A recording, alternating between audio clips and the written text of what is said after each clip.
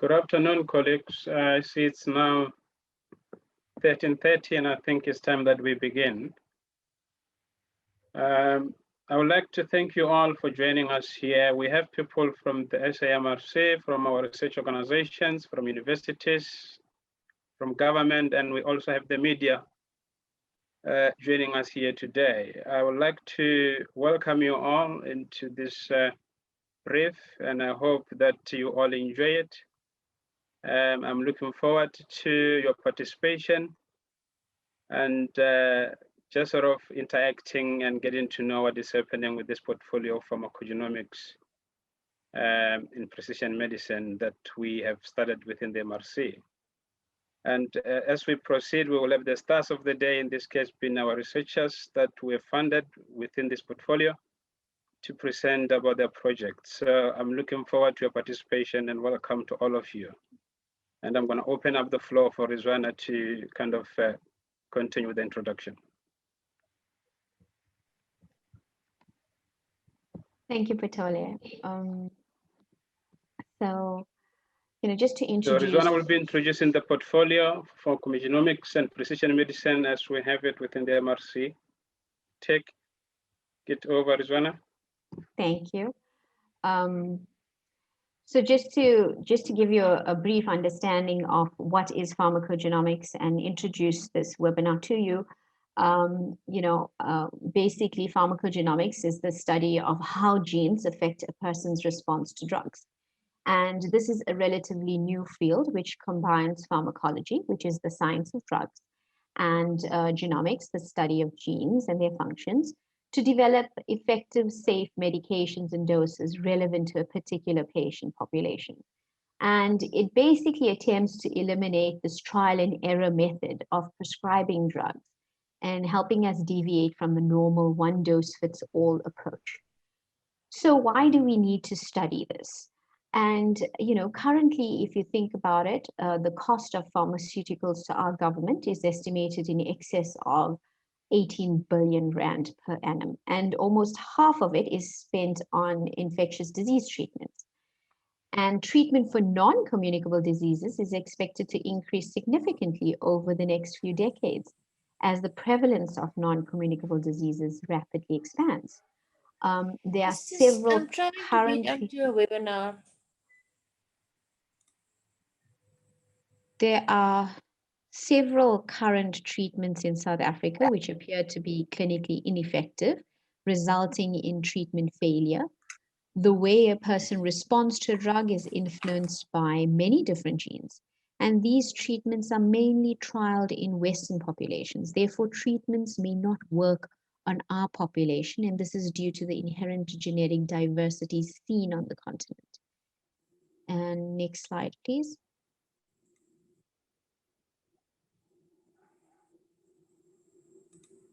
So this current portfolio that we're introducing to you was basically an investment through the South African Medical Research Council Strategic Health Innovation Partnership Program and the Department of Science and Innovation Distributed Platform in Omics, which first initiated this portfolio. And the current investment is roughly, I think it's 30 million rand, not 29 million as I state here. This portfolio addresses issues of treatment failure or drug classes for non-communicable diseases such as hypertension, cardiovascular disease, diabetes, and cancer in the South African population.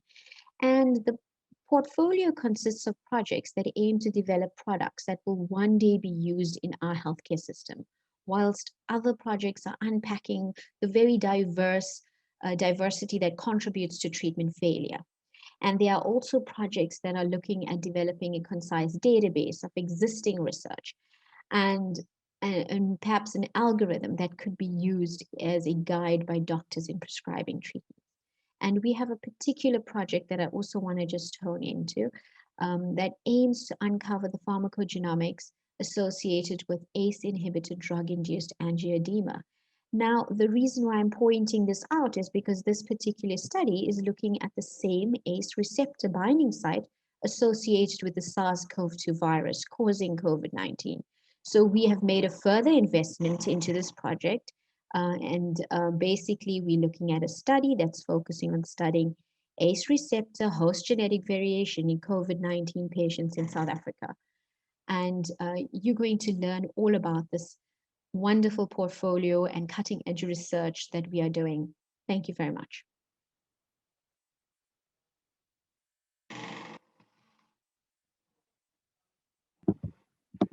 Thank you, Rizwana. And now I'm going to open the floor to Glenda to kind of tell us about the development of pharmacogenomics in African precision medicine.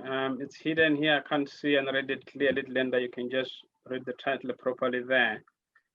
And I'm going to ask all of the participants to kind of please hide your videos and also mute your mics when you're not speaking. Okay, so Riz, I'm going to ask you to advance the slides for me. So thank you. Good afternoon, everybody. It's a pleasure to be here. Nice to be thinking of something else besides COVID vaccines. So it's always a pleasure to see what the rest of the world is doing and how exciting lots of fields of medicine are. So as you know, South Africa has a quadruple burden of disease. And this is why understanding precision medicine and understanding the human genome in South Africa is important, because it will impact on both the way we treat non-communicable disease and the way we treat communicable diseases. So it's very important that we understand the host interaction with pathogens to help us understand how best to optimize medicine. Can I have the next slide, Rizwana? Next slide. Okay, thanks. So I don't need to tell you this, but this is just for the simpletons in the audience like me, that the practice of medicine is changing. And in this area of funding of the MRC, we look to the future. We look to see what we can achieve in 20, 50 years' time. And so we are trying to build the foundation of a modern approach in South Africa to medicine. Next slide, Rizwana. And so we do this in a holistic fashion, and we believe that we need to have 3 pillars to achieve this. We need the pillar of genomics or proteomics. We need data science and metadata science. We need health systems. Health systems is important because that's where clinical research happens, and that's where we understand the illness and the burden of disease. We need skilled people to do this. We need a critical infrastructure, and obviously underpinned by important issues around ethics and regulation. And to achieve this, we will also need to have samples and biobanking, so that people in the future and collaborators in the current can access the valuable information that we derive to make strides in medicine. And so South Africa, and the MRC in particular, subscribes to open access science, because we are funded by the public purse. It is our endeavor to make all samples and data available to collaborators both in South Africa and on the African continent. Can I have the next slide, Riz? So what is our precision medicine strategy? And this was developed not only by the MRC, but with many partners, including the Department of Science and Innovation, to look at a future way of doing medicine. And basically, together with the Department of Science and Innovation, we try to create strategic partnerships which would bring about a catalytic increase in skills in genomic science that will drive precision medicine. Also, we wanted to empower the local ecosystem to create and innovate new knowledge on the African genome, and importantly, to build capacity so that we could develop a thriving economy on this in the future. Next slide, Rizwana. So how do we do this? We always subscribe to a leverage funding model, and this has helped us leverage our limited resources with people who are like-minded and who want to achieve this process every year. We receive a parliamentary grant each year, and we report to the National Department of Health. And when it comes to the Department of Science and Innovation and SHIP, they're also a critical partner in this program. And we want to stress that funds from from the Department of Science and Innovation have assisted us to help fund health technologies, specifically addressing issues of product development and product development research, and that the SHIP part of the MRC is funded by the Department of Science and Innovation, and it's based on a global product development partnership, but applied in the African context. Can we have the next slide? So in total, our total investment in precision medicine is around 100 million, just over 100 million, with huge and major contribution by the Department of Science and Innovation. And this has enabled us to fund 3 big grants. One is the UK Newton SHIP partnership, where we were able to give 24 million with 3 product development projects. We were able to fund in 2018 an MRC SHIP BGI partnership, around 50 million, and then in 2019 a SHIP's DIPLOMIC partnership of 30 million. Can we have the next slide?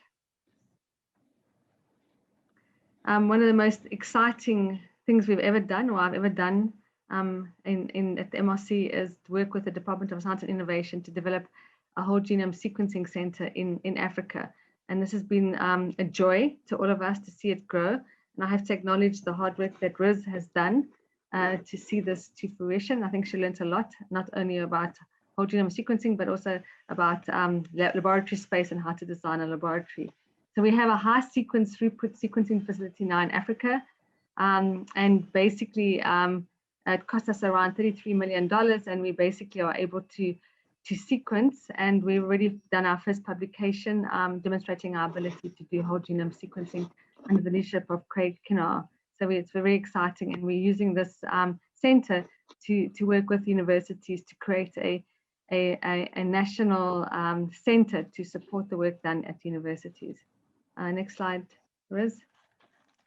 So in conclusion, I just wanted to say that this partnership model, particularly with the Department of Science and Innovation, has created a great momentum for genomic science in South Africa.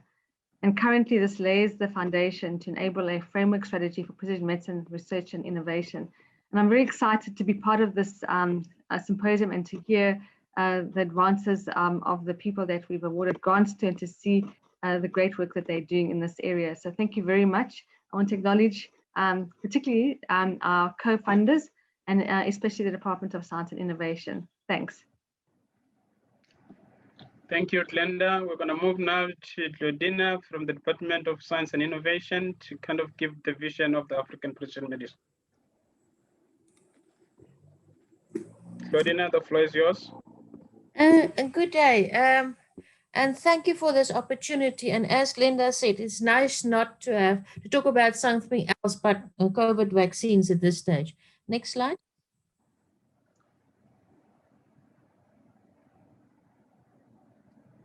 Next slide.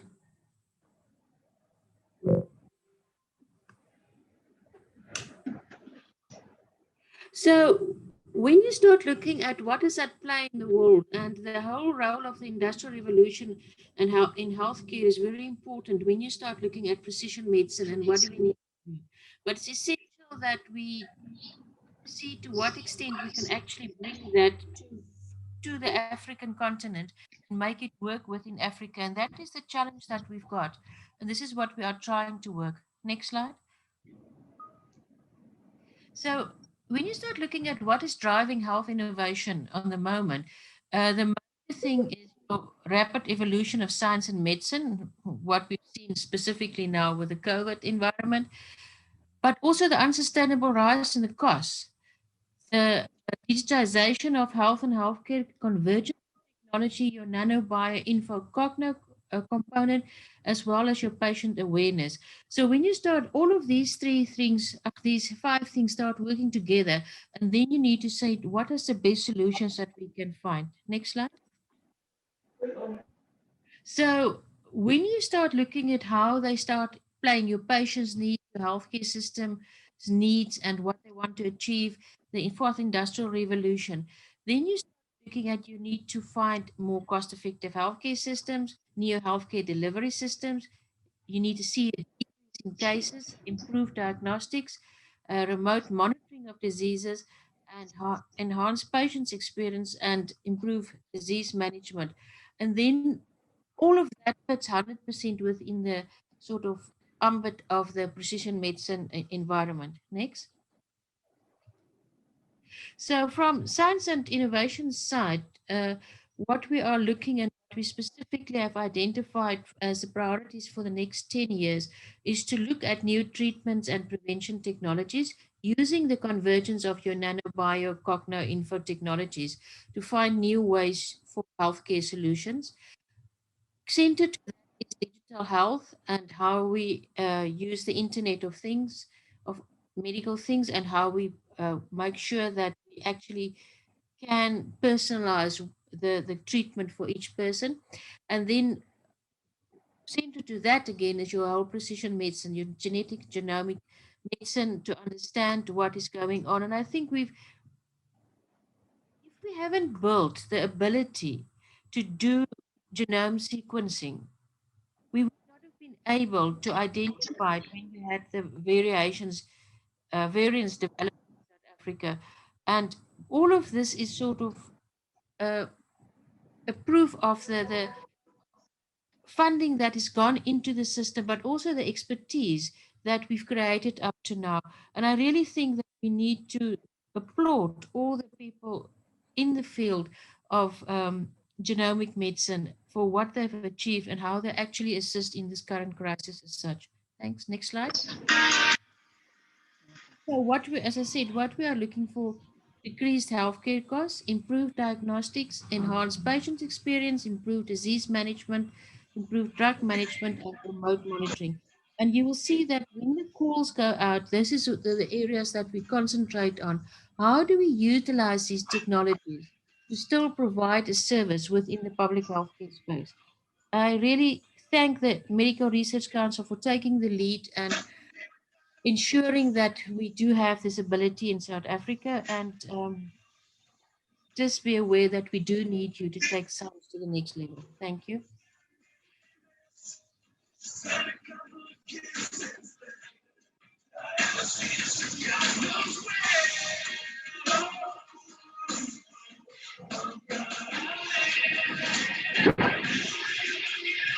Hello, there is somebody who's got something playing in the background. Can you please mute your mic, please? I think we're hearing some. Now we're going to move to Tim from DIPLOMICS.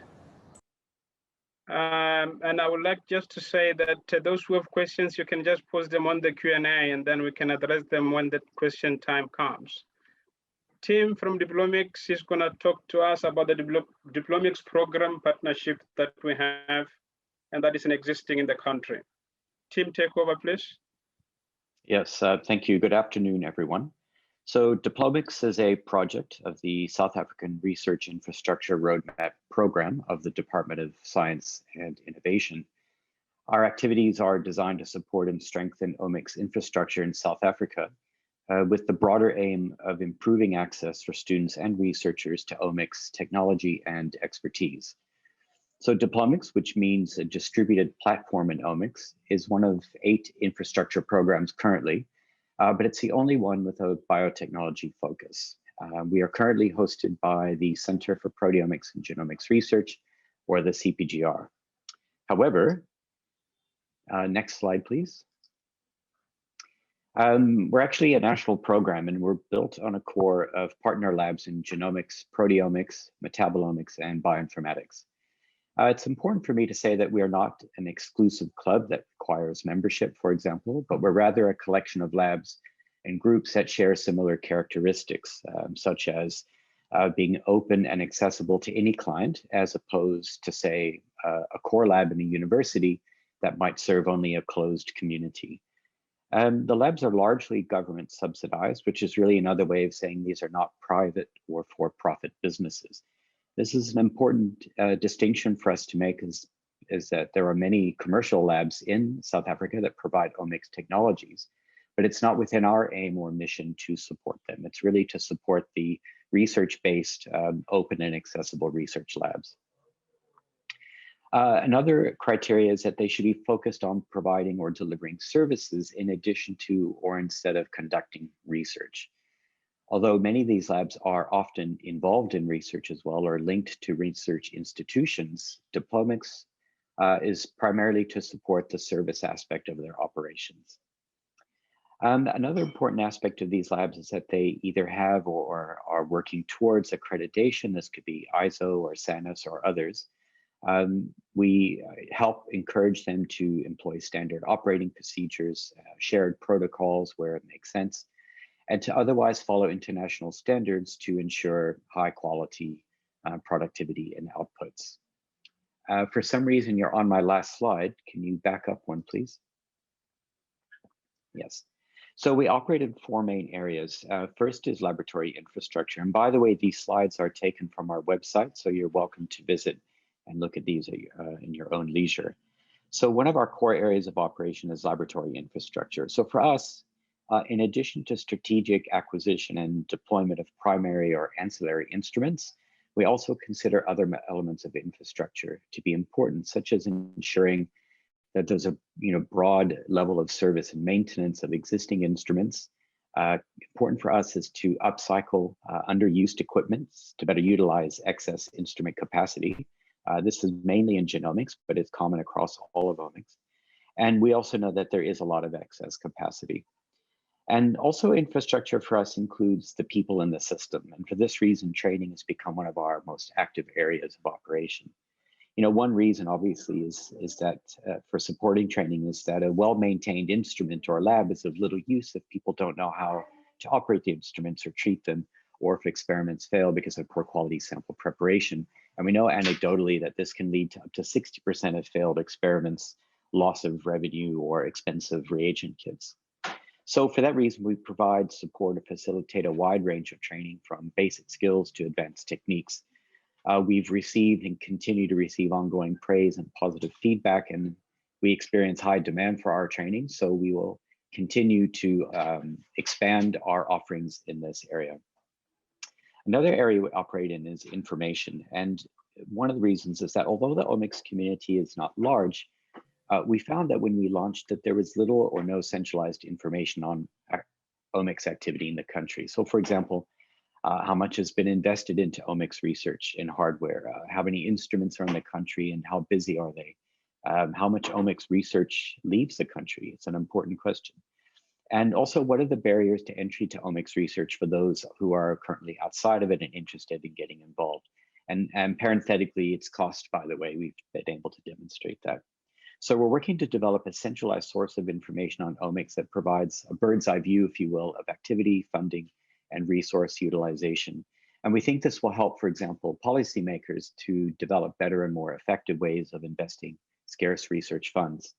Another element not here on the slide is a visibility and awareness program. We also discovered that omics activity in the country is largely siloed and unseen to the broader community.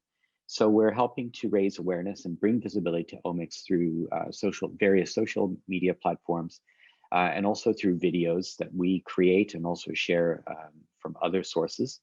And these are available through our website. And the focus is to bring attention not only locally, but internationally. An essential element of our messaging is to help make omics accessible and understandable to a broader audience, not just our own community. And in fact, that's a deliverable for us and is seen as essential to our funder, the DSI.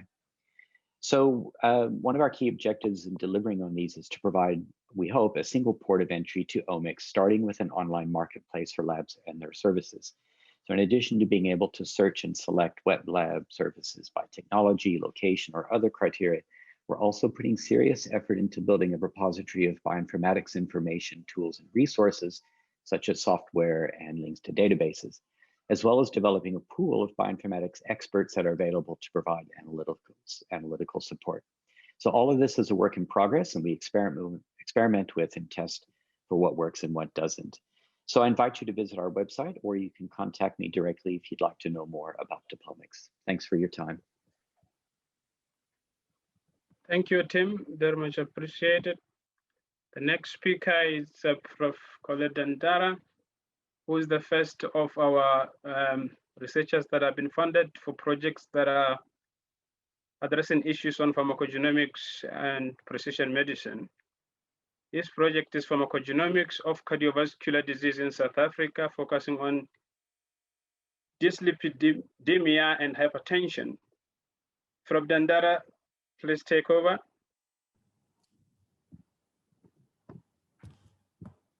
Thank you, Petole. Thank you, colleagues. It's really a great pleasure to be here.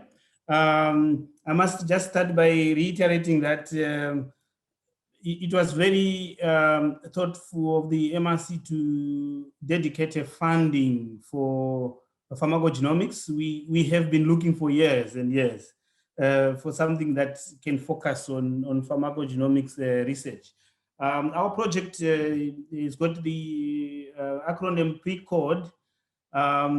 We are a team of researchers, mostly from the University of Cape Town, and we have got our collaborator at Sefako Makatso University, and we decided to focus on two areas, dyslipidemia and hypertension, primarily because of the access to well-characterized patient cohorts that are in the two clinics that we'll be working on. So just as a way to focus the project, the aim for our project is to investigate the differential responses to statins and antihypertensive drugs for the development of pharmacogenomics tests. In the broader scheme of things, we're thinking that at some stage, such a test would morph into a comprehensive pharmacogenomic test that include other studies that we're doing on the side, looking at antiretroviral drugs, as well as warfarin and clopidogrel pharmacogenomics. We all know that cardiovascular diseases are the major cause of of death worldwide, and hypertension affects many people across the world. And in Africa, it is estimated that 1 in 2 males present with hypertension. Although there are several drugs that have been put on the market for hypertension, their effectiveness is less than 50%, and most patients fail actually to control their blood pressure. So we really are interested to see what are the genetic pharmacogenomic correlates of the responses to antihypertensive drugs. The other area on the statin is that statin generally are well-tolerated drugs. However, there is also a complication of statin-associated muscle symptoms, in some patients, and these combined, all these adverse effects to both statins and hypertensives lead to patients not adhering to their treatments. So we think that we should come up with possible biomarkers, pharmacogenomic markers that are able to identify for us the patients that are likely to benefit, and also tease out those who are not likely to benefit for further studies. If you look at how we have set our study, it has got the two arms, but so we have already received our ethics clearance.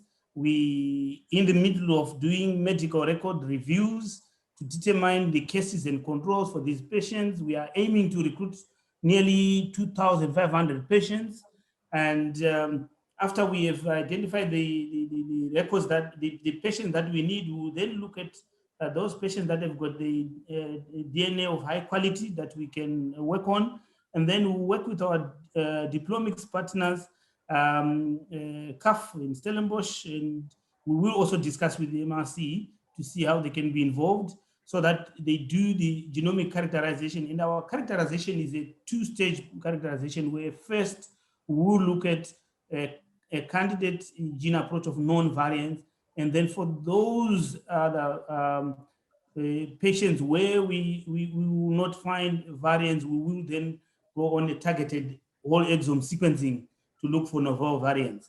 And we seek really to identify variants that can be able to be put into a test that can be applied.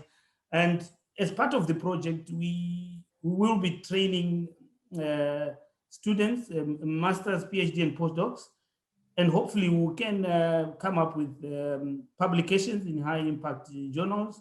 But the ultimate aim really is to come up with an African specific pharmacogenomic test. And just to end, to say, I hope that with our DIPLOMICS partners who are here, with all the other scientists, that the idea going forward is that we will develop a platform for pharmacogenomics that might be funded for a longer period of time for us to have pharmacogenomics research going forward. Thank you very much.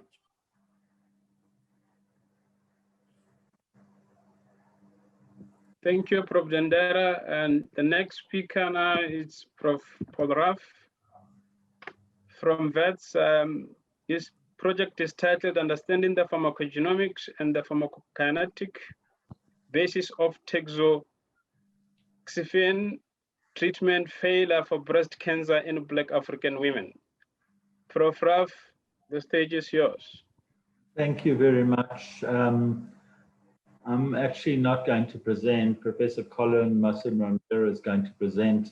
He's been intimately involved in this work, but basically it's looking at the effects of various SNPs and mutations affecting tamoxifen metabolism, especially in patients on antiretrovirals, and showing how women with breast cancer on antiretrovirals may be getting inadequate tamoxifen doses, which may be one of the reasons for their failure of treatment. So, Colin, if you could take over, please. Thank you.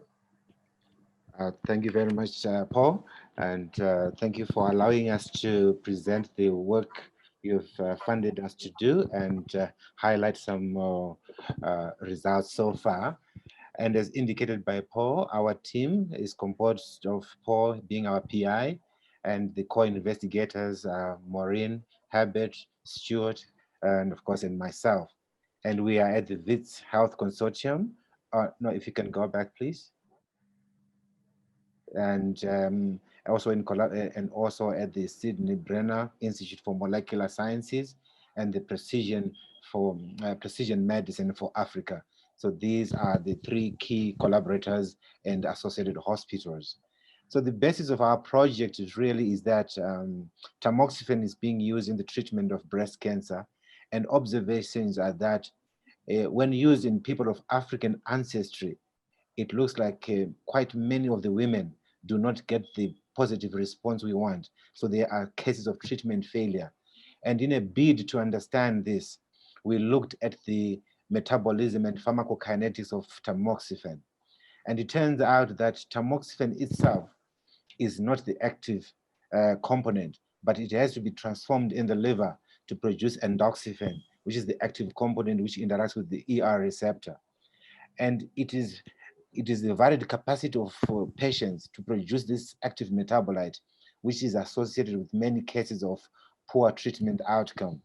And so when we are looking at our cohorts at Baragwanath Hospital and the other associated hospitals, we are thinking that if we can understand the factors that influence this transformation of tamoxifen to endoxifen, we can better understand treatment failure and hopefully come up with algorithms that take into account the drug-drug interaction and the drug-gene interaction factors that can make us give the right dose or indeed an alternative treatment.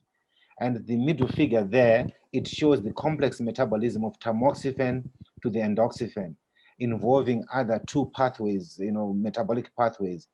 And we have been looking at the genetic variation in all these drug metabolizing enzymes. And we noticed that there is a significant difference in frequency of these genetic variants in different populations. For example, the 2D6, which is the major rate determining step for the bioactivation, you will see that the STAR17 genetic variant is found mainly in the African populations and not in Caucasians or Asians. And people carrying this variant have a reduced capacity to activate tamoxifen to endoxifen. So we are trying to understand the implications in the clinic for this type of variation. So what we have done so far is we have a cohort of 450 breast cancer patients from whom we have collected blood, and we have, now you can please go back. So we have now looked at the concentrations of all the tamoxifen and the 3 metabolites. We have genotyped all the variants for the 5 major enzymes. And what we are now doing is to do some PK/PD modeling and simulation, where we are looking at the concentrations of tamoxifen and endoxifen, with the variables being the genotypes and also the core medications, where we are now asking if people are on treatment with antiretroviral drugs, does this result in higher or lower concentrations of endoxifen? If people are carrying certain genetic variants, is it a higher or lower concentration of endoxifen? And if put together, what is the drug-drug gene interactions? So really we feel now at the point we are with the 450 patients, we want to reach the target of 700 patients. We will be able to demonstrate that a model is possible to optimize the use of tamoxifen. But we are also cognizant of the fact that we might find genetic variants which have not yet been described before. So we are going to be working with CPGR to do some deep sequencing in some of the patients, the current, no, please, sorry, I was going to stick to the same slide. So we are going to do deep sequencing to find in those patients who cannot be explained by the current drug-drug interactions, nor the genetic variants which we know, so that we can end up with new African-specific genetic variants which can improve our PK/PD models, as indicated in these 2 graphs here, where you can see the variation is tremendous. Some people having very high concentrations of tamoxifen and sometimes very low concentration of endoxifen. And for you to give the right medicine, you need a very good PK/PD model, which takes into account pharmacokinetics and pharmacogenetics. You can go to the next slide, please. And this is just a scheme to just show that we have really done the first milestone where we have really characterized the genetic variation in the 450, the drug concentrations. And now we are moving where we are now looking at how to derive the model, but at the same time identifying those which need further characterization, and we'll be working with the DIPLOMICS Center, the CPGR. And we really hope that at the end of this project, we'll be able to provide a very African-specific or inclusive model for the optimal use of tamoxifen in breast cancer patients. And I think that we will also be training at least 2 PhD students in the process. And we believe that that will really create an opportunity for introducing pharmacogenetics into the clinic. So I want to stop there and thank you all for listening to us.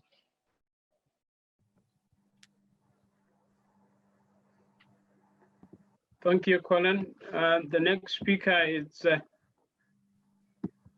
Raj Ramesa. This project is titled Application of Precision Medicine and Pharmacogenomics to Optimize Management of Cancers. Prof. Ramesa, take over, please.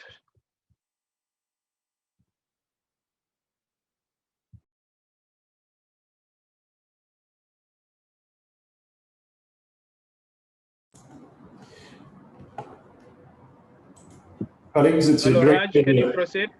Thank you very much. Good afternoon, colleagues. It's a great pleasure being at this meeting. Patola and Razwana, thank you for bringing it together. Colleagues, so our approach to the pharmacogenomics aspect of precision medicine has been from 2 angles. In the first instance, we have a history in the Division of Human Genetics at UCT to be investigating disorders in order to find out what the genetic cause of the problem is. So in this regard, I won't bore you with details of all of the projects, but just focusing on cancers, we have for many years been looking at the genetics of inherited colorectal cancers. And in the first instance, what we do have is a registry of families in the Western Cape and the Northern Cape of South Africa. And here's a map at the bottom right of this slide, just illustrating the patients we manage and where they're located geographically. This, in fact, is a visual interface with our laboratory database. And this database is shared by the various clinical specialties who are managing these patients. So I'm just illustrating for you where 500 of the patients are in whom we have already identified mutations. And the importance of identifying the mutations is obviously that you then know from the index case, you manage cascade screening with regards to determining which first degree relative of that individual is carrying the mutation and likely to manifest the disorder in the future. And in providing clinical surveillance of those individuals, we've proven that you can add between 15 and 20 years to their lives. So that's the first aspect, is trying to find the genetic cause of these familial colorectal cancers. Previously, we've used old technology, but more recently, with the acquisition of next generation sequencing, we've gone to panel testing. So the most likely candidate panel of genes for familial colorectal cancers. And that's just been implemented in our laboratory. And we've just put through 64 patients. So this is going very nicely. And the pickup rate is quite remarkable. Adding on to that is colleagues nationally have obviously seen and have heard of the functioning of this management program here from Cape Town of the two provinces, the Western Cape and the Northern Cape. And the really positive aspect is there has been a demand from surgeons and oncologists nationally to set up a national familial cancer registry. That is an unbelievably positive thing, which is obviously going to be, we haven't decided exactly which portal to run it through, but there is the National Health Laboratory Services, potentially that's a national resource. There is the National Cancer Registry already, and that's already immersed in the NHLS, which is positive. And this obviously will be overseen by the National Department of Health. So that's a very positive aspect. We would like to expand this to other cancers that have a familial basis, so moving from colorectal to other familial cancers, for example, breast, ovarian, and the other minor familial cancers. And that is the best way to manage these cancers, i.e. being able to identify the mutation carriers early on, being able to provide good clinical surveillance for early detection and successful treatment. So that's the one end. And so the National Cancer Registry will be made up of the specialists that take care of these patients and their families. It would include geneticists, oncologists, surgeons, pathologists, OBGYNs, and gastroenterologists, as you would imagine.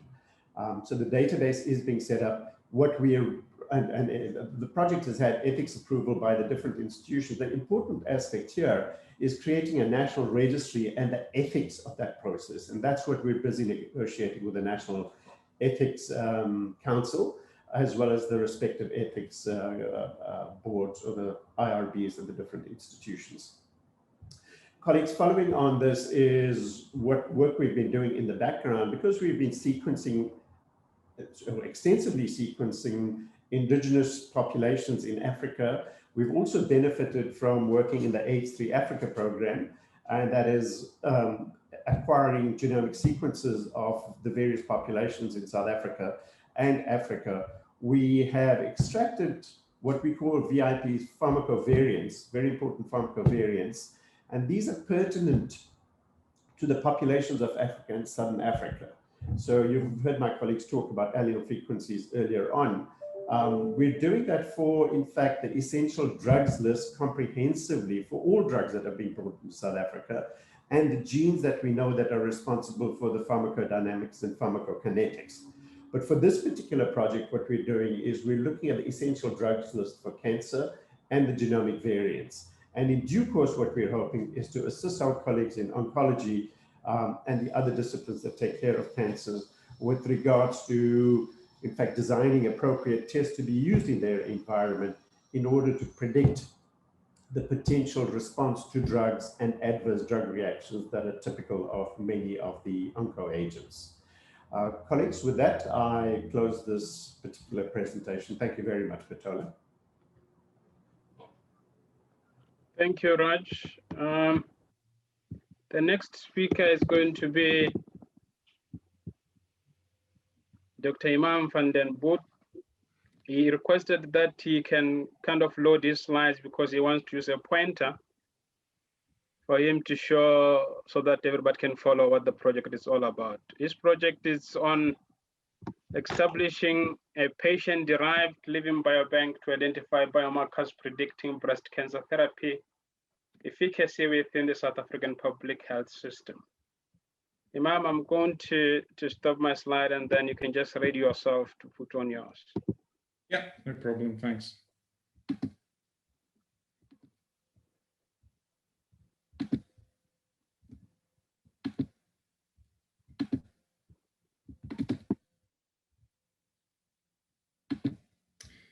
Right, so thank you very much for this opportunity and welcome to everyone.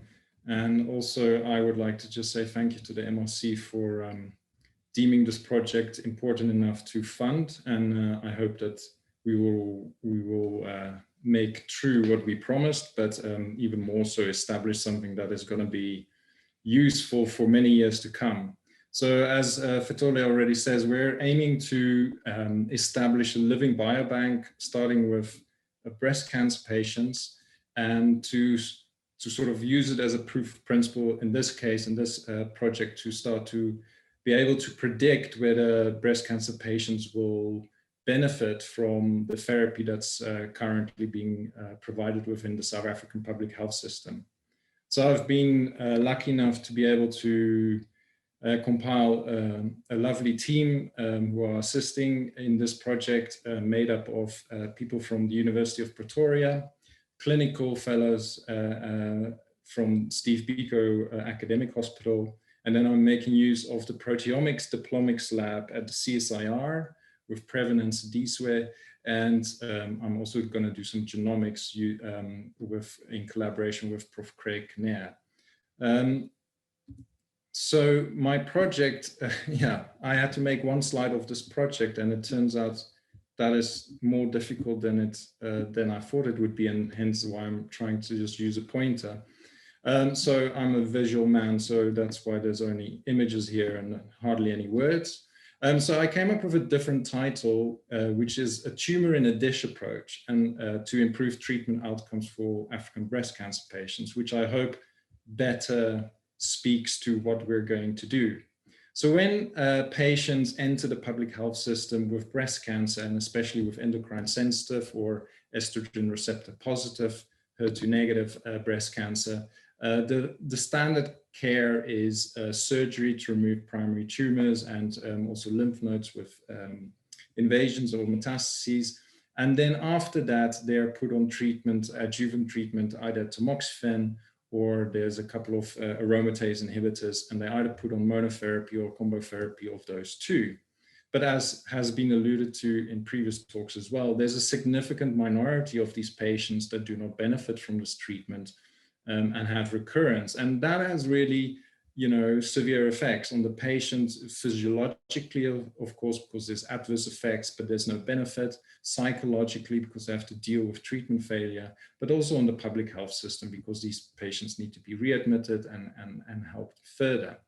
So what we're trying to do in this project is, in collaboration with our clinical fellows, we're going to isolate tumor cells from the breast cancer when it's being resected during a mastectomy or a lumpectomy. And what we're going to do with those breast cancer cells is actually make, this picture is of a mammary gland organoid, but what we're going to make is breast cancer organoids, which are also called tumoroids. And just for your titillation, here is an image of something that's closely related, but not quite the same. This is a spheroid, which is a breast cancer cell line that we grow in 3 dimensions, and then they form these little microtumors. And this is what we're going to do with the material we receive from the patients, grow these as organoid lines. And this has a number of advantages. One is we have a living replica of the tumor. The cells within these organoids remain very similar to the way they were when they were still in the body as a tumor. And we can freeze them away and reanimate them at any point in time. So we're going to build a panel of these tumoroid lines from ER-positive breast cancer patients for this project, and use them to then test the different treatments that these patients will undergo. At the same time, in collaboration with the oncology department, we'll follow up on these patients and see how they do, and then determine whether the response that we get from the organoids to the different drugs has predictive value in how the patient will respond. And from that, we'll select a number of very good responders and a number of poor responders, and these we will submit to both proteomic analysis and genomic analysis. And the reason why we do proteomic analysis is because we feel that the activity of enzymes within these cancer cells and other proteins can actually be quite a good predictor of treatment outcome. And also they can be much more easily be adapted to, say, immunohistochemistry that can be used en masse in the NHLS to then set up some kind of marker panel that the treatment team can then use to start to stratify patients within the ER positive group that will or will not benefit from this kind of treatment. So all in all, this is a long pathway, and we don't predict that we'll get to this point within this project.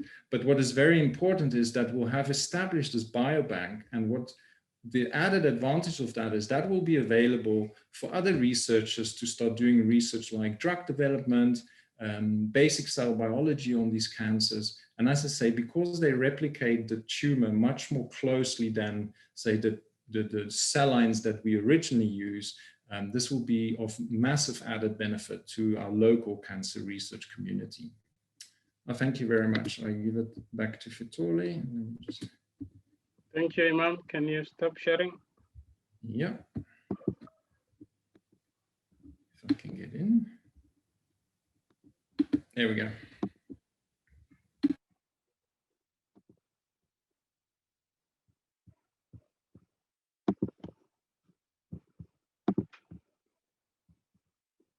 Okay, our next speaker is Prof. Robert Miller. His project is titled Evaluation of a Novel Molecular mRNA Signature Test for Improved Prostate Cancer Diagnosis and Management in Black South African Men.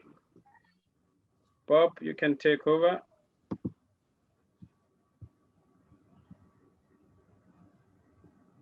Okay, so you need to go to the next slide. We were asked to have only one slide.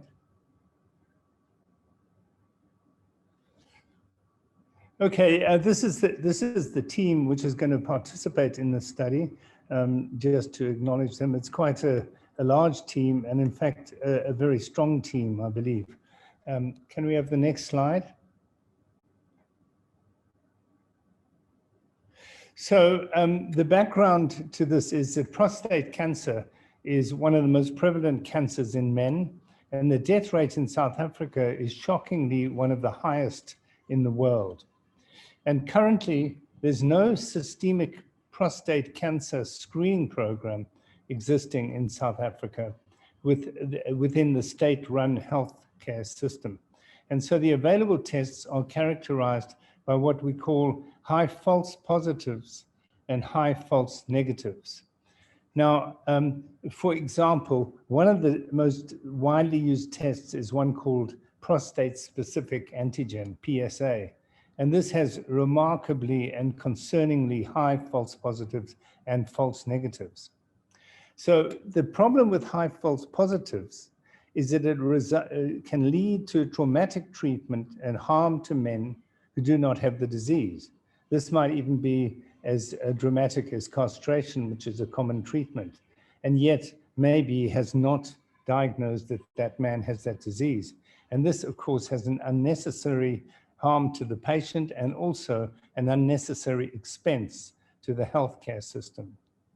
On the other hand, the high false negatives result in a failure to diagnose and very poor outcomes because the men will present very late, and that can also increase the healthcare system costs. So our team has been utilizing for some time now a novel state-of-the-art non-invasive technology, which we call liquid biopsy, because it's measuring prostate cancer gene products, in this case, messenger RNA derived from pro-tumor DNA in the blood. And the test has been shown by our collaborators at Yale to be much more sensitive than, in fact, up to 14 times more sensitive than the most sensitive tests of existing tests, and well over 90% accurate in Caucasian men in the USA. So there's a great interest in this test, and it's being rolled out in a number of places, and indeed even we're trying to create a point of care type instrumentation. But the question is, will this perform in the same sort of way in South African Black men? And we know that there are genetic issues and differences in South African or Black men and white men in terms of the development of prostatic cancer.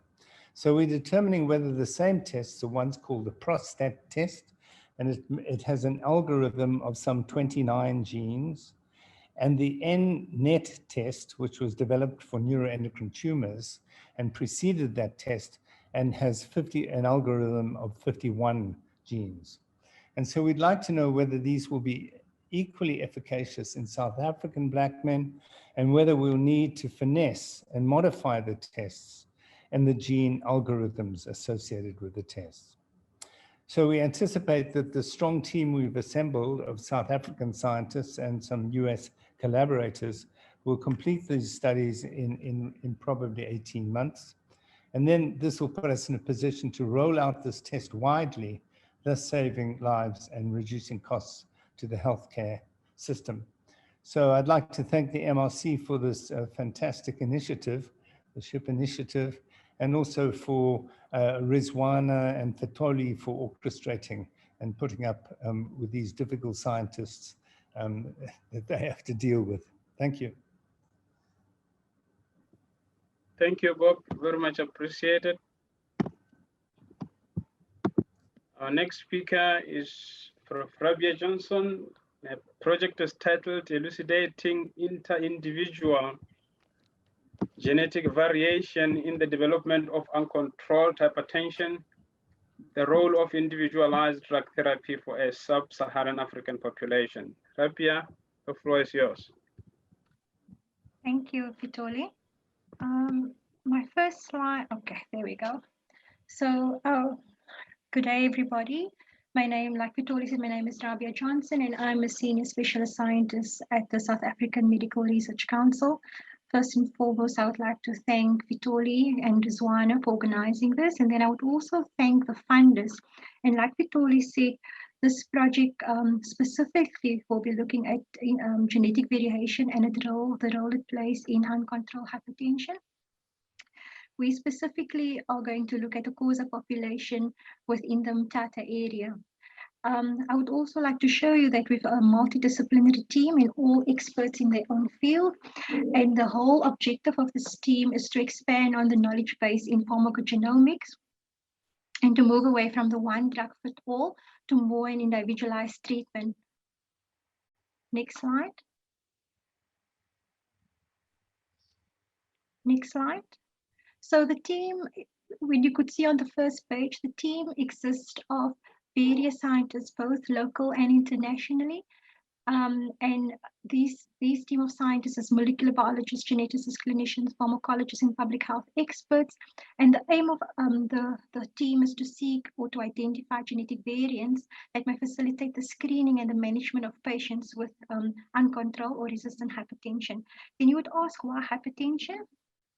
If you look at the WHO 2019 fact sheet, you will see that currently more than 1 billion people globally have hypertension. If you look at the 2016 data of Mills, you will find that in her report, she said it's 1.4 million people in a systematic review that she did in 2016.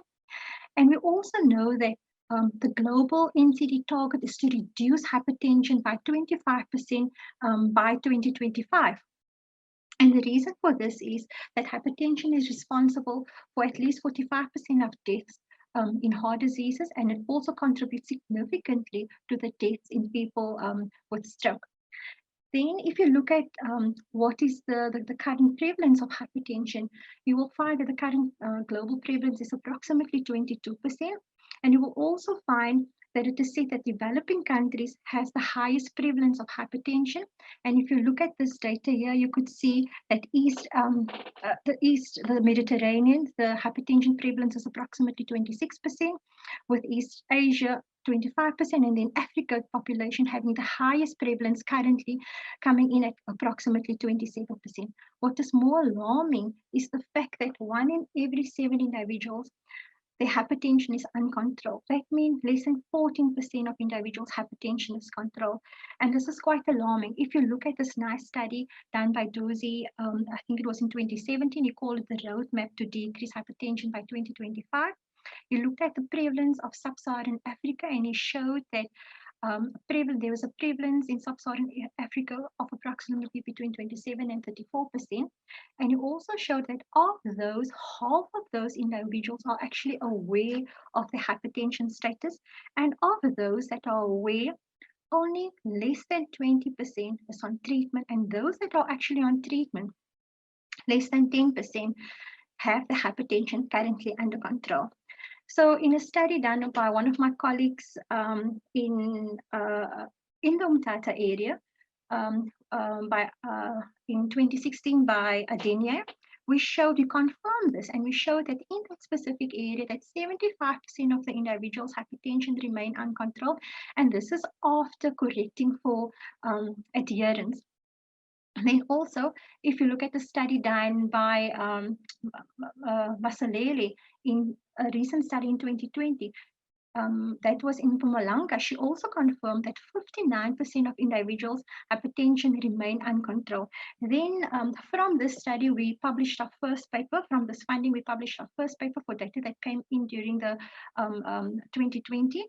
And we found when we analyzed that data, similarly, we found that 71% of patients were hypertensive. What was quite interesting about this data set was we found that approximately 80%, we found that most of these individuals or the males had a higher risk of being uncontrolled compared to the females. We also found that there was a 40% of hypertensive, only 40% of people that was aware of the hypertensive status, and this was quite alarming for us. So the question is that despite adherence and control of diet, why is the hypertension of some people controlled while others they can't control hypertension? In recent years, scientific evidence showed that genetic variation influenced the efficacy of the drug, and it could possibly be that variants within the individual's genome could affect how the drug is being absorbed, metabolized, and then excreted. This then will affect the pharmacodynamics of the drug. And as such, it infers that an effective dose might influence the genetic variants, and by identifying these variants, it will allow the clinician to better manage patients with resistant hypertension by setting up an effective dose. So that is what the whole study is about. So that's why the aim of our study was to investigate the role that inter-individual genetic variants play in the control of hypertension. And here we will specifically, the one aim is to identify these variants and link that to hypertension, and more specifically to control hypertension, because we know the current data that's out there is more for the European population. That's why our second aim is, once we've identified this, and in collaboration with Professor Craig Kinnear, who will do the whole genome sequencing for us, we're also interested in setting up an African database for hypertension, looking at the genes that we've identified that's specific to our cohort. Thank you very much for that. Thank you very much, Rabia. The next speaker is Prof. Marita Kutse. The project is titled Development and Validation of a Pharmacogenomics Platform using Point-of-Care Screening Test and Application of Whole Genome Sequencing in Cancer Treatment. Marita, the floor is yours. Thank you for the opportunity to give this talk and for awarding the award for this work. It's really appreciated. Next slide.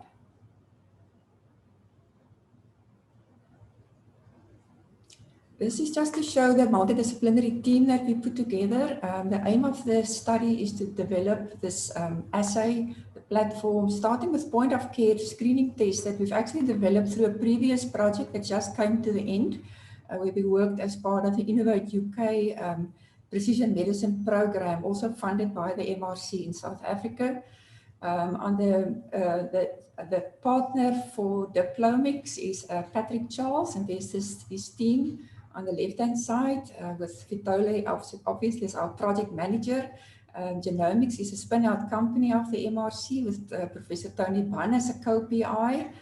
You can see then that we've got also the people that has done a lot of research in breast cancer. They are part of our team. Next slide. So having this interdisciplinary team and all the different co-PIs involved together with me in this project, it enables us to actually apply an integrated service and research approach for which we have ethics approval. You can see that the aim is really to set up a regulatory compliant pharmacogenomics laboratory platform. And in order for us to accomplish that, there was these three objectives. Firstly, to now validate these novel point of care assays for breast cancer and associated comorbidities. What have been already developed is a BRCA point of care assay for the most common founder mutations in South Africa, which is very specific to our population, and it's applicable across different ethnic groups in South Africa. There was a tamoxifen resistance assay. It's including only a small number of the variants that's relevant in the population, which will then be extended as we see that it's not sufficient, then an extended testing can be done through the whole genome sequencing. And there's also an NCD assay that's actually looking at many of the common variants that's underlying pathways, underlying different subtypes of non-communicable diseases that actually share some environmental risk factors that also influence, together with the genetics, very important key biological pathways. So the classification of variants of uncertain clinical significance that we know can be uncovered by whole genome sequencing is always a concern. So this is also addressed by very elegant studies, in vitro studies, and then thirdly, to establish a data sharing patient registry at the South African Medical Research Council Genomics Center as a DIPLOMICS component. So if I just go back, maybe just then looking at what is it that we want to accomplish and how are we going to do this? The most important aspect is over many, many years, we've developed what we call a pathology-supported genetic testing framework. It's also positioned in a new policy document as one of the case studies that can be used to see how do we implement genomic medicine in Africa, given all the obstacles that I don't have to elaborate on. This is on how do we select patients that's eligible for this testing, and then to use this pathology information where we know pathology is the bridge between integrating genetics and lifestyle or other environmental factors to provide the pathology that on which a treatment is based, and subtypes of cancer, obviously. So that is to help us interpret the results of whole genome sequencing. And the whole process has started with a survey that we first did, and we realized that for us to use these point of care assays, genetic counseling is crucial, especially for the BRCA 1 and 2 founder variants. I've got some PhD student involved in the validation process, also from the university in Bloemfontein.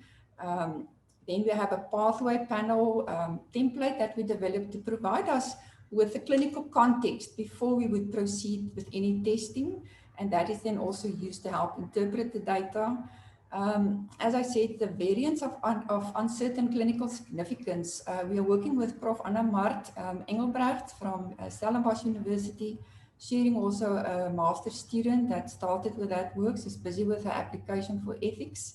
We're using what we call a three-pronged approach. So pharmacogenomics is the major driver, but we also at the same time look at familial versus lifestyle or environmentally induced risk factors, because of the fact that we know that comorbidities such as thrombophilia and pulmonary embolus is very common and clinically relevant. And this is why the slides that I show on the left-hand side actually show the most common warfarin metabolism and resistance variants. And we are busy as part of this project. We have an MEd student with Prof. de Kloet and Helmuth Reuter that works on extending this panel to include more relevant variants in South Africa. Very exciting for us. And then just to, in the end, then establish a data sharing patient registry. We must still apply fully for ethics approval for that. And that happens through individual case studies that we then obtain ethics approval for before we can publish that. Thank you very much. Thank you, Emerita. Our next speaker is Prof. Michelle Ramsey. And our project is titled Exploratory Framework for a Pharmacogenomics Guided Treatment Algorithm for High Blood Pressure in Black South Africans. Michelle, you are welcome to take over. Thank you very much, Batole. The previous slide, please. So first of all, I wish to thank the MRC and the DSI for supporting this project, which is jointly led by Colin Masimaremwa, who spoke earlier. And it's been really interesting for me to see the overlaps and the potential synergies between the different projects. This is the first time that I'm having an overview of some of the other projects, and I can see that there are many people that I'm looking forward to talking with. So we all understand that long-term uncontrolled blood pressure is a key risk factor for cardiometabolic diseases, such as stroke and life-threatening heart attacks. High blood pressure is not easily controlled, and individuals respond differently to clinical interventions, and it can take up to 6 months to achieve stable target blood pressure levels. So as a multidisciplinary team of researchers whom you can see here, with expertise in public health, physiology, non-communicable disease research, genetics, pharmacogenomics, and pharmacokinetics, and model building, we're applying our minds. And this research project is about building a useful algorithm to assist clinicians with the management of their patients. Our aim is therefore to develop an exploratory framework for a pharmacogenetics guided treatment algorithm for high blood pressure in Black South Africans. You can still stay on the previous slide, thank Batole. So really, we asked the question, why is this important? And I think that Rabia has done a great job of talking to us about the statistics. So I'll just give a few as well. So the prevalence of hypertension in Black South Africans has risen from, in some studies, about 30% in 2013 to almost 50% in 2016 in some of our communities. And our research in urban Soweto has shown that men and women are equally affected, with about 1 in 2 individuals over the age of 40 being hypertensive. In the 2 rural communities here, Agincourt in Mpumalanga and Tegale in Limpopo, women are disproportionately affected. They are the lighter orange bars, but the prevalence of hypertension is slightly lower in men. Interestingly, few people in the urban settings were aware that they had high blood pressure, and generally, women controlled their blood pressure better once they were aware of the problem. So there are several treatment approaches for high blood pressure, starting with lifestyle changes, such as addressing obesity and exercise, to diuretics, ACE inhibitors, calcium channel blockers, and potassium-sparing diuretics. And there are well-known and well-described differences in response to treatment and likelihood of adverse effects. And it has been shown that as a group, Black South Africans tend to have better outcomes with diuretics and calcium channel blockers. Since it can take up to 6 months to reach and maintain target blood pressure, we aim to develop a clinically useful algorithm. So this algorithm will help doctors to research target blood, or to reach target blood pressure in their patients more effectively by taking into consideration the variability between their patients. And this variability will be considered in the algorithm and will include not only genetics, but also known risk factors and behaviors such as smoking, exercise, and diet. So how will we do this? What is our study design? So we aim to collect health-related and genetic data from 2 clinics in Soweto by targeting 1,000 treatment-naive patients under the age of 45. And these patients will be monitored up to 6 months or to the point where they stably maintain their target blood pressure. We will analyze the data to statistically model treatment outcomes, and we will develop an algorithm to lead to safer and more effective treatment in a shorter period. So what is the anticipated impact of the study we're doing? So first of all, it is about identifying the prevalence and problems associated with hypertension in a South African community. And this will be done by collecting data on health, behavior, and other risk factors. And in addition, we will be identifying genetic variants associated with outcomes that affect response to treatment. And this will be done with the DIPLOMICS platform at the CPGR. So the outcomes to specific treatment will lead to us dividing the patients into groups of responders, non-responders, and those who develop adverse effects. So what we want to do is to really understand risk factors for hypertension and treatment limitations and how this can inform precision medicine approaches. So ultimately, we want to be able to predict safer and more effective treatment for future patients. And this is really the crux of our project. We will be building models in an iterative manner using the data and knowledge that we generate to identify the most effective approaches to attain target blood pressure. And this, of course, will promote personalized medicine approaches to treat patients as individuals by using pharmacogenomics-inspired tool. So in conclusion, our project will use data, including data on drug metabolism and genetic variation, to make predictions about the most effective individual treatment for hypertension among Black South Africans. And we hope that this algorithm will be rigorously tested in South Africa. And if it is shown to add value, that it would find its way into the National Hypertension Practice Guidelines. And I look forward to working with this team and understanding how everybody's projects develop. So thank you for this opportunity to tell you about ours.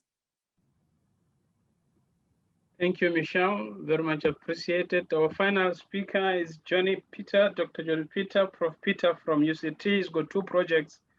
One of them, he will just introduce it himself, is the one that Rizwana mentioned at the beginning, which works on COVID in relation to the ACE inhibitors.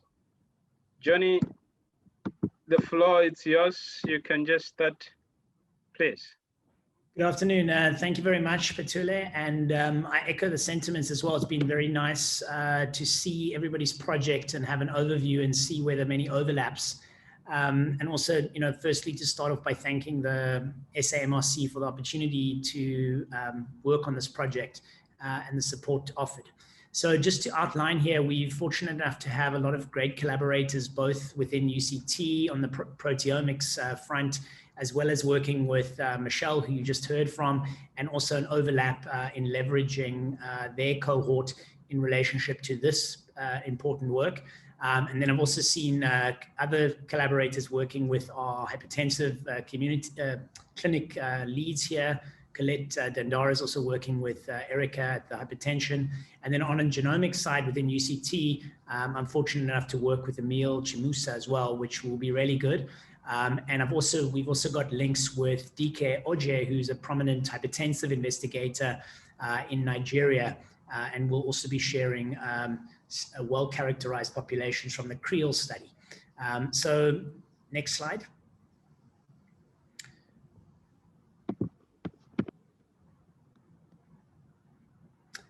So this is really a summary slide of the focus of this project. And so unlike a lot of the other projects that you've heard about, we're looking at hypertension and sort of characterizing the treatment and the precision for who's going to respond. This is looking at a particular problem.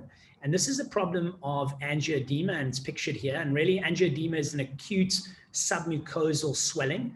And the main problem with this as an adverse drug reaction to particularly ACE inhibitors is that it can be life-threatening. And it's life-threatening by causing laryngeal edema, and laryngeal edema puts the risk for asphyxiation. And that is unfortunately the major problem with this.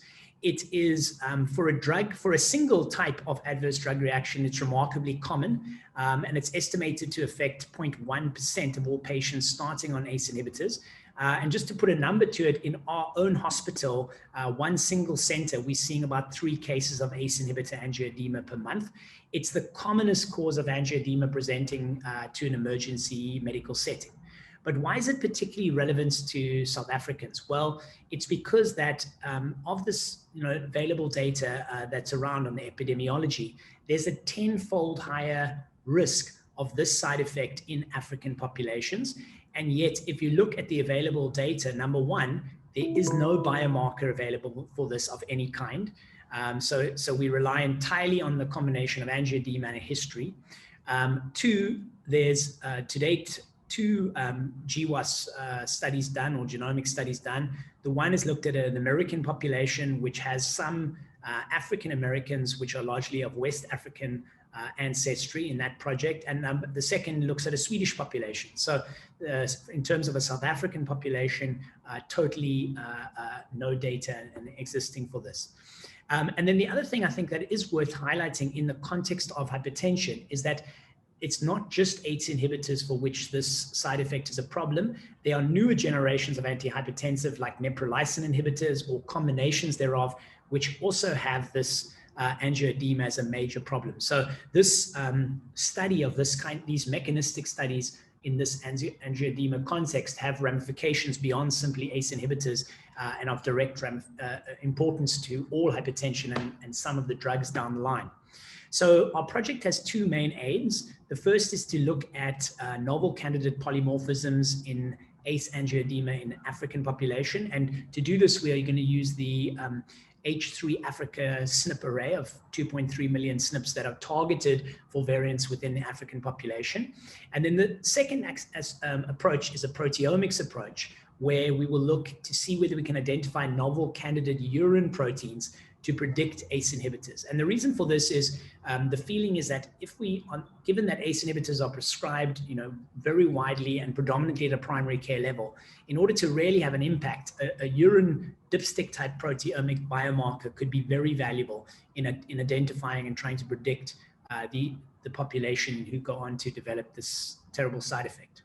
To do this, we've got 2 cohorts. The first is our genomics cohort, where we're looking at 300 cases and comparing that to 300 ACE inhibitor drug tolerant controls. And we're going to put them onto the H3 Africa array. We are using, I mentioned DK Oje's cohort from Nigeria and also the hypertension registry. And then we also will be going to Michelle Ramsey and the AWI Gen Soweto cohort as well to look at the prevalence of this side effect in that population.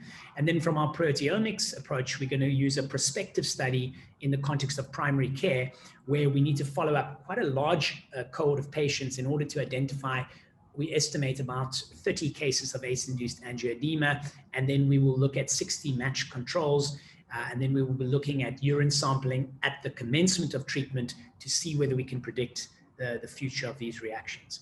So in terms of our timelines, we're going quite well in terms of collecting our genomics cases and controls. And we hope to, for the prospective proteomics side, we will need the full duration. Moving on to the second project that Rizwan has very gratefully also already mentioned, is the ACE pathway is intimately collected in a system of the renin-angiotensin system. And in fact, the antagonistic enzyme that is involved is ACE2. And ACE2, just coincidentally, is the binding receptor for SARS-CoV that many of us will be familiar. So what we did is, as a leverage of this existing project that I've just described from you, we have added to that team. So we've got some of the same team members working with Emil and Michelle. We've added to that a local expert in this system in terms of the biochemistry, Prof. Ed Sturrock. And then we're also going to work with South African MRC Genomics Lab.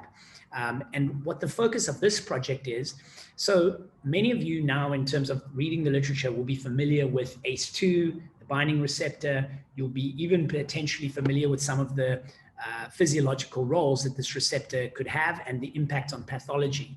But what's remarkable when you actually get into this field is that at the moment, there is just hypothesis largely. And there's actually very, very little data, even internationally, on what happens during COVID infection to the physiology of the renin-angiotensin system. Furthermore, there's been some interesting, and I put this up in this figure here, there's been some interesting studies on how the related system, which is the kallikrein-kinin system, and the downstream production of bradykinin, which is thought to be the critical mediator in angioedema, may in fact have an important role in some of the pathophysiology of the lung that we see in severe COVID pneumonia. So it's that background, and together with the fact that we already know in the previous work that I've shown you that this renin-angiotensin system is likely to be unique in African populations, that we thought that it was a logical expansion to look at this ACE2 biology in the renin-angiotensin system in the context of the emerging epidemic in South Africa. The other thing, of course, as well, is part of the reason why this whole genomics project is expanding and so important is because there's a complete underrepresentation of genomic data, and particularly, an example is this in ACE2, but it obviously applies to the whole genome in terms of African genomic data. And this was seen and is very easily seen if you look at some of the in silico modeling studies of ACE2 in the context of SARS-CoV. There's just very little data from our context. So related to that, we've put together two aims. The first is to examine the relationships between ACE2, other parts of the renin-angiotensin system, and I've mentioned ACE in the previous slide, to also look at the kallikrein-kinin system and the innate immune genotypes, because these physiological variables we think will be key to determining SARS-CoV outcomes. And then also using whole genomic testing of both host and viral genomes, together with nasal mucosal transcriptomics, we're then hoping to integrate the longitudinal physiological data with genomic and transcriptomic data. How are we progressing with this? Well, we've going very well with our initial recruitment. In the first wave, we managed to recruit about 60 patients. And in fact, I've mentioned here the novel methodology where we're using a mass spec approach to fingerprint the peptides of the renin-angiotensin system, which allow us to really get a physiological look at the functioning of enzyme systems such as ACE and ACE2. And we're also looking at peptide measurements such as bradykinin. So we've already completed that for about 60 patients. And in the second wave now, we were fortunate enough to enroll further, and we've now almost reached the entire clinical cohort. And I think what's unique about this cohort is we haven't just sampled them on a single time point. Most of these patients have got at least 2 and sometimes 4 samples across the spectrum of their illness. And we've got everything from asymptomatic to deceased patients enrolled. And then, of course, critical to this project will be the genomic and transcriptomic approaches, where we will try to integrate some of these variants with their physiological outcomes, and hopefully with outcomes related to COVID. And of course, the impact of this potentially is both from a prediction point of view. So, a simple thing might be, let's say the vaccines are not readily available, perhaps we could target, and particularly in the younger age groups where it's not clearly that they fall into a higher risk group, perhaps we could identify genomic or even physiological biomarkers that are predictor of a more severe COVID outcome and target those patients for vaccination. And then lastly as well, there potentially are therapeutic targets that are relevant to our African population. Thank you very much.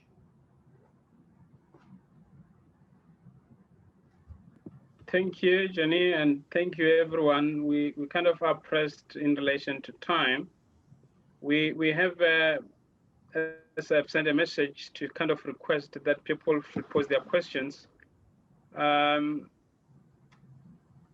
think some of the questions have been answered by the relevant panelist members here. So I don't see any other questions other than something from Karen Reddy-Keddy in relation to a paper that was published by Gauzy on pregnancy-induced and pharmacogenomic-associated pharmacokinetics changes and drug interactions between INH and EFV in pregnant women, including South Africa. So, Karen, I don't know what you wanted with that, But I guess I'm just gonna ask if there are other questions before I let Michelle to conclude the proceedings. And then if there are other questions, I think you can just send them to me, and I can send those questions to the relevant speakers to respond to you. Because there aren't any other questions that I'm seeing here, so.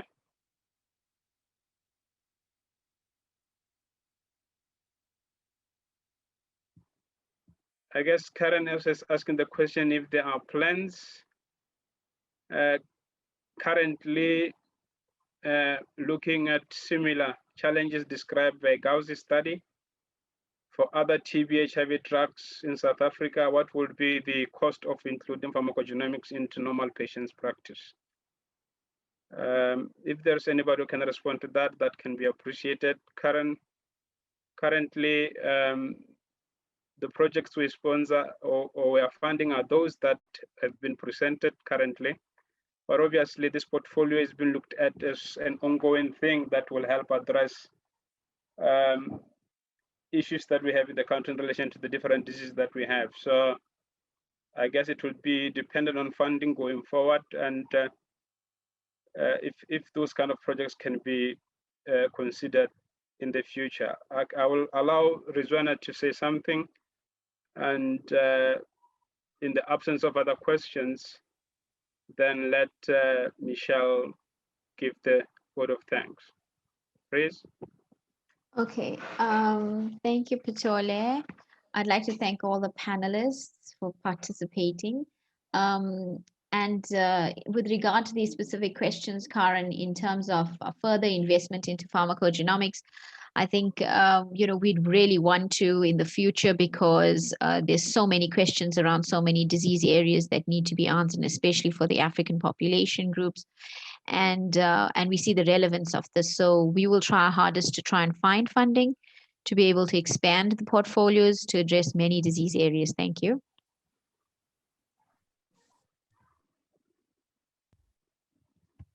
All right, there is Adibanyo here. He's got a question. Please, the prevalence of 3 cases month hospital ADR to age 1, is it in all population or noted in a particular population? And I kind of specifically requested that when questions are asked in relation to this, the name of the panelist should then be referred to so that it's easier for the person to respond to it.